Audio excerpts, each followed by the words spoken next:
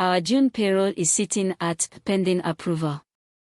Now we complete the full life cycle, approve it, generate the bank payment schedule, and pay the staff. We open payroll runs. Here is the run we created. Its status tag reads pending approval. We open it. This is the detail of the computed run. Before approving, the approver reviews the totals, gross, deductions, net pay, and the employer contributions. Let us scroll through it. Everything checks out. The approver clicks approve. They confirm the date the payroll journal will be posted to the ledger, add a short note, and approve. Approved.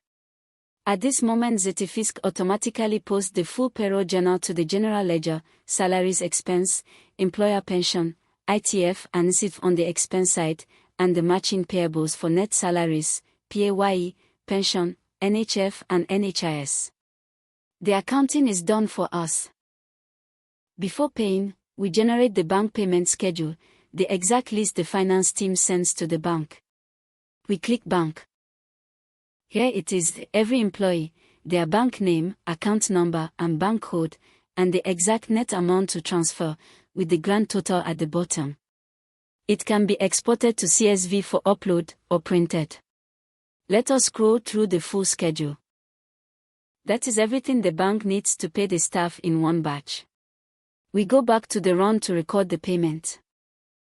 Once the bank transfers go out, we mark the payroll as paid.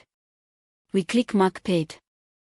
Every staff member is already ticked for their full net pay, and the total to pay matches the bank schedule. We choose the bank account the salaries were paid from, and add a payment reference. We confirm the payment.